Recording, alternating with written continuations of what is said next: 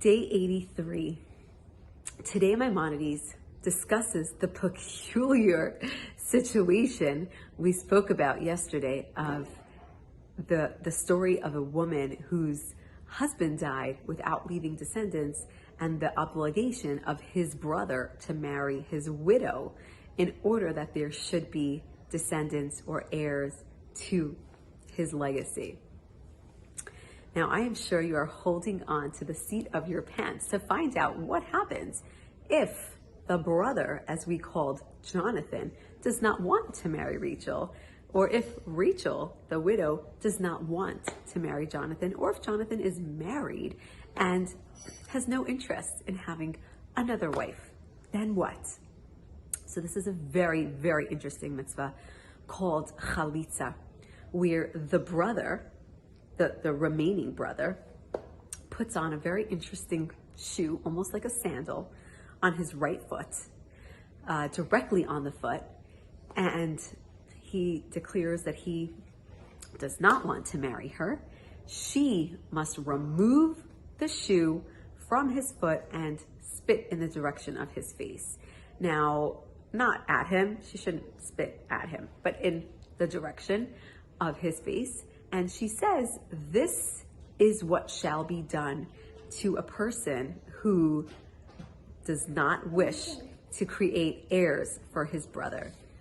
And of course, this whole thing is a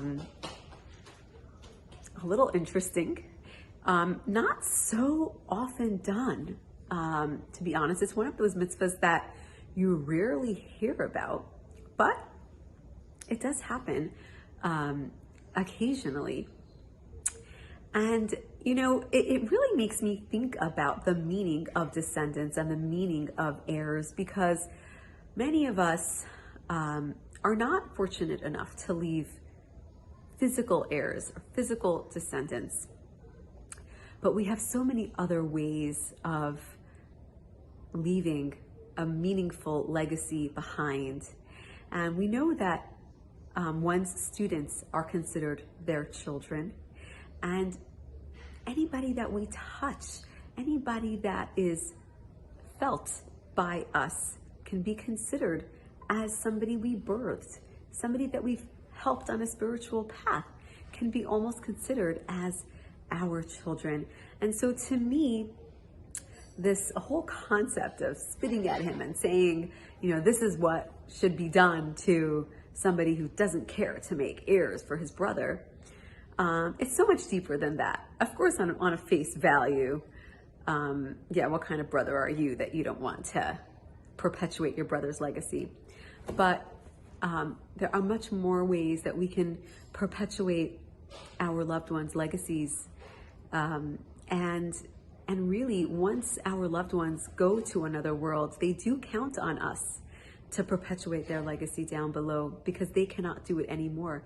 And this is why we do things like writing a Sefer Torah, or doing a special mitzvah in their honor, or going to shul to say Kaddish. We do these things to perpetuate their soul down here that they can no longer do.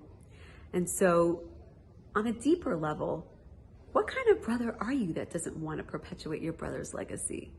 But not necessarily in a physical way, but on a deeper plane. What are you going to do to perpetuate the legacy of those that have left and leaving us behind to carry on that torch?